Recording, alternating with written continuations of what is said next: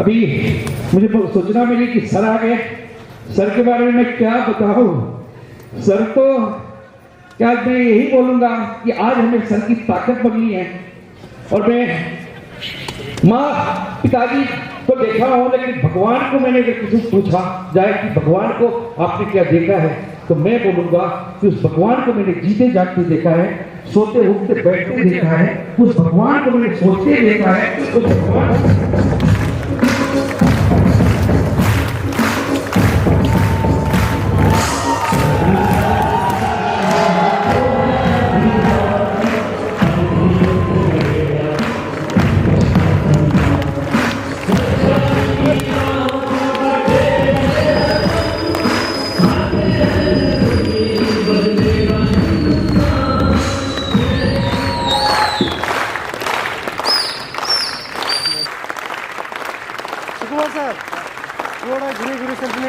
Video बनाओ।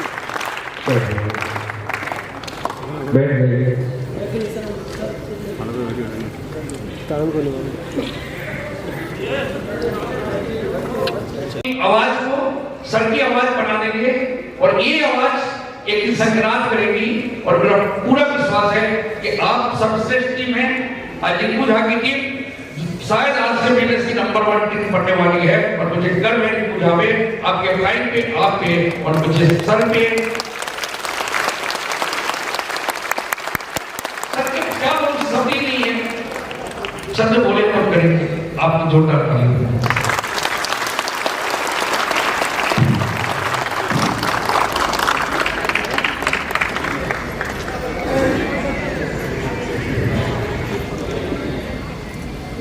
बहुत बहुत धन्यवाद।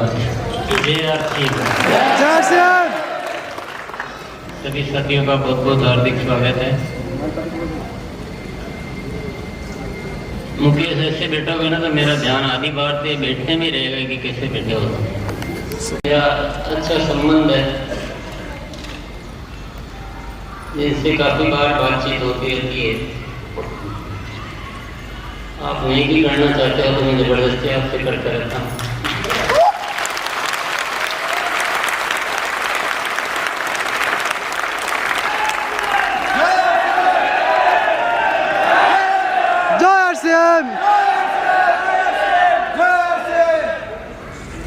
हमारी टीम के नायक के साथ कुछ ऐसी घटना घटित हो चुकी है जो किसी के साथ नहीं होनी चाहिए। उससे हमें बाहर आना,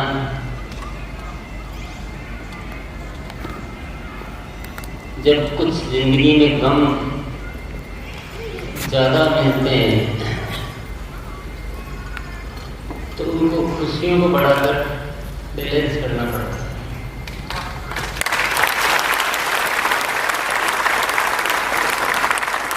गम को गम से तो दूर नहीं किया जा सकता। जब कोई नेगेटिविटी को दूर करना होता है तो हम पॉजिटिविटी बढ़ाते हैं कि चलो पॉजिटिविटी इतनी बढ़ाए कि नेगेटिविटी को भूल जाए। जो भी हुआ है उसको तो बदला नहीं जा सकता है, पर उसकी आपूर्ति हम कुछ ऐसा काम करके करें जिससे धीरे धीरे हम उस काम को भूल सकें और कुछ एक बड़े मकसद की ओर कुछ अच्छे कर्मों के माध्यम से हम उसको कहीं न कहीं संतुलन बिठा सकें। ऐसा हम सबको भावना रखनी चाहिए।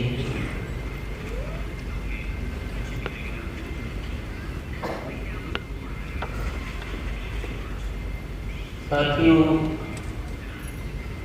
आज से एक ऐसा अवसर हमें जिंदगी में मिला है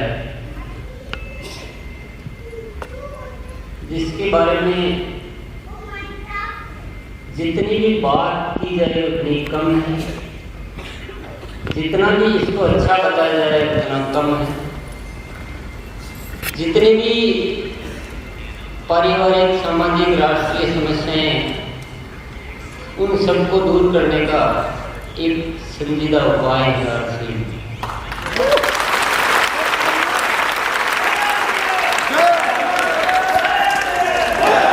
होने का कोई गर्व नहीं है। पता नहीं कैसा हमारा जीवन बन गया है, कैसी हमारी मानसिक अवस्था हो गई है, और ये अवस्था हमारी दिनों दिन खराब होती जा रही है। कुछ ऐसी व्यवस्थाओं में हम जीना पड़ रहा है हमें कि हमारी मानसिक स्थिति डे बाय डे और विकृत होती जा रही, खराब होती जा रही है। इससे क्या हो गया कि इससे हम राष्ट्र के ऊपर एक बहुत बड़ा बोझ बन गए। आपत्ति हो मतलब एक बहुत बड़ी समस्या बन के हम इस धरती पर जी रहे हैं कि यहाँ के लोग सबसे बड़ी प्रॉब्लम है बोले इस राष्ट्र के लिए, है कि नहीं बताइए? ये है। ऐसा क्यों है? लोग विपत्ति कैसे हो सकते, लोग समस्या कैसे हो सकते हैं? अगर धरती पर कहीं मिट्टी की ज्यादा बहुतायत है कि मिट्टी बहुत ज्यादा है, तो भी लोग उससे भी प्रसन्न है कि नहीं हमारे यहाँ तो बहुत अच्छी मिट्टी है, बहुत मिट्टी है, इसलिए हम बहुत खुश हैं उससे। पानी ज्यादा तो उससे खुश है, पेड़ पौधे ज्यादा तो उससे खुश है, पहाड़ ज्यादा है, बर्फ ज्यादा है, कुछ भी ज्यादा है तो उससे खुश है। कोयला भी ज्यादा है तो उससे भी खुश है, एकदम धरती की सबसे ज्यादा काली कलोटी चीज। यानी पृथ्वी की हर चीज हमें प्रसन्नता देती है, पर ये लोग हमें तकलीफ देते हैं। देखिए कैसी एक विसंगति है, बहुत बड़ी है। बोलिए जय आरसीएम। जय आरसीएम।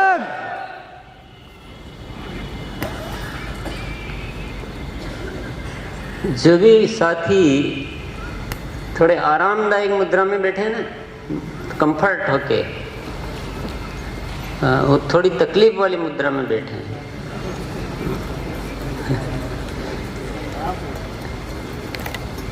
शरीर को कष्ट दोगे तो जिंदगी को आराम मिलेगा। बहुत बहुत धन्यवाद। ये काम करते रहना।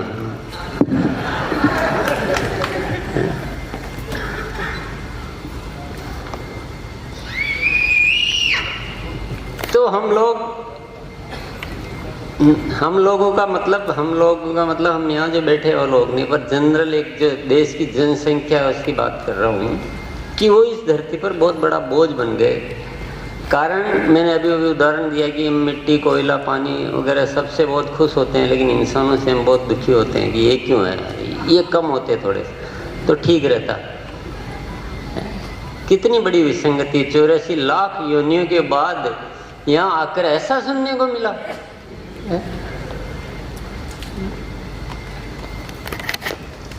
ये विषय बहुत मामूली विषय नहीं है, बहुत जबरदस्त, बहुत जरूरी विषय है।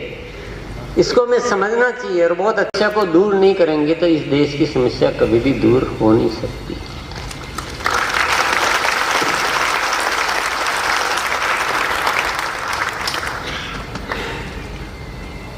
हो सकती है क्या? नहीं, इस समस्या को दूर किए बिना समस्या दूर हो सकती है क्या? नहीं हो सकती। मानव का भी सदुपयोग करना पड़ेगा। इसके अंदर जो शक्ति है उसका उपयोग करेंगे तो यही मानव हमें बहुत अच्छा लगने लग जाएगा। सारी दुनिया ईर्ष्या करेगी भारत देश से कि वहां पे ये मानव शक्ति परमात्मा ने इतनी क्यों दी है, हमें क्यों नहीं दी।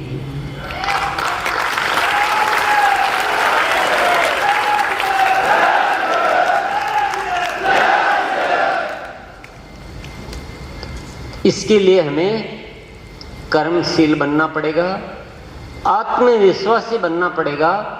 हमें अपने अंदर एक भरोसा पैदा करना पड़ेगा। मेरी जिंदगी चलाना ये कोई बात है क्या? ये तो मेरे लिए हंसी मजाक का काम है, ये तो मेरे लिए चुटकियों का खेल है। मैं अपनी जिंदगी नहीं, मैं तो हजारों लाखों की जिंदगी चला सकता हूँ।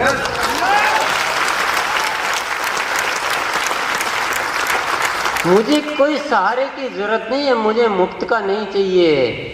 मैं कोई छोटी मोटी नौकरी के भरोसे रहने वाला नहीं हूँ। मैं तो इस दुनिया में आया हूं, मैं कुछ करूंगा, मैं निर्माण करूंगा, मैं कुछ रचना करूंगा, मैं अपना पेट नहीं मैं भरूंगा, मैं तो कईयों की जिंदगी को रोशन करूंगा। अगर सारे देश के लोग ऐसा सोचने लग जाए और उस रास्ते पे आगे बढ़ने लग जाए तो क्या हम बोझ लगेंगे क्या?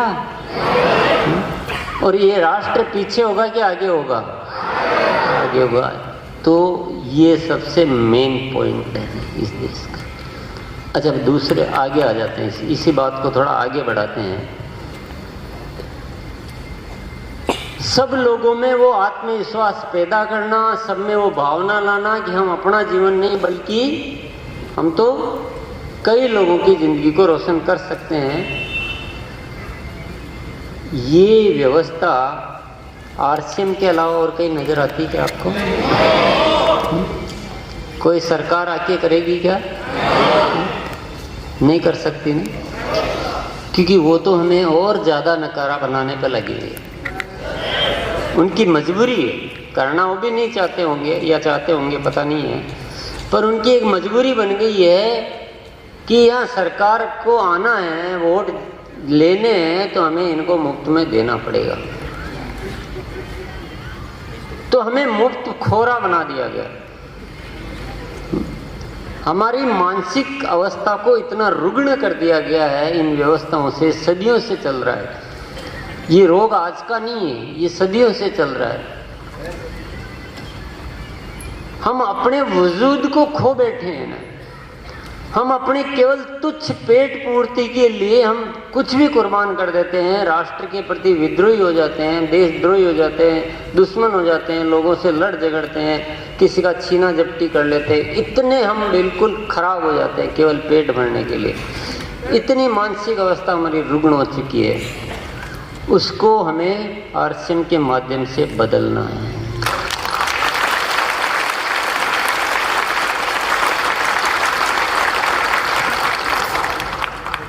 और आरसीएम किस लिए करना है? आरसीएम रॉयल्टी पर आने के लिए, पेट भरने के लिए और पैसा कमाने के लिए नहीं करना है।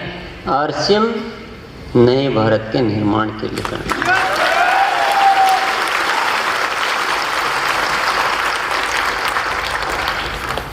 प्राण गीत तो हम प्रतिदिन पढ़ते सुनते हैं। प्राण गीत शब्द नहीं है। प्राण गीत को शब्दों के रूप में नहीं पढ़ना सुनना है। प्राण गीत आरसीएम की आत्मा है।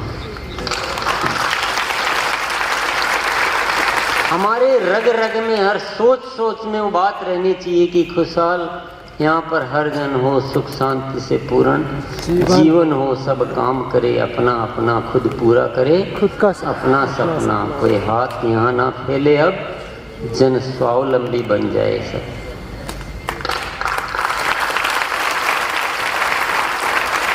हर पल, हर सोच में, हर बात में, हर तैयारी में वो चीज हमारे यहाँ रहनी चाहिए। और इसी दृष्टिकोण से, इसी उद्देश्य से आरसीएम करना है। आरसीएम पेट भरने का जरिया नहीं है। आरसीएम हिंदुस्तान के मानव की खोई हुई आत्मशक्ति को जागृत करने का एक माध्यम है।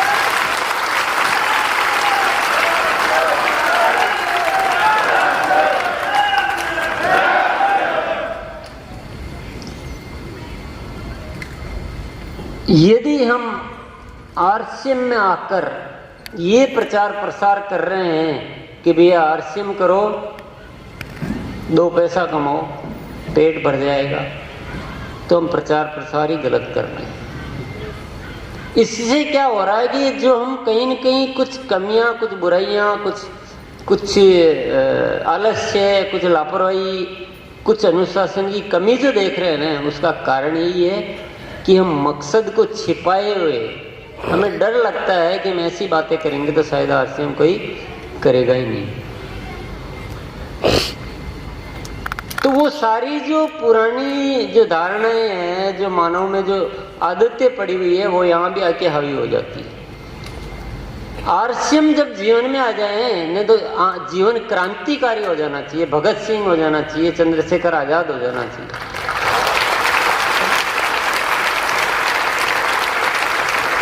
आरसीएम में आकर आदमी बोलता है मुझे तो डर लग रहा है, मुझे आलस्य आ रहा है, मुझसे तो कोई होता ही नहीं है, ये यहाँ आकर भी ये बात है, यानी वो पुराना जो मन है अभी हावी है।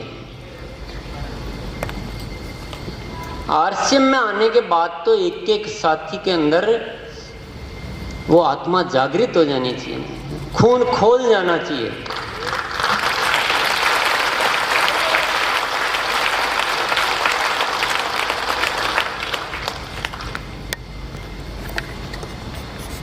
नई क्रांति भारत में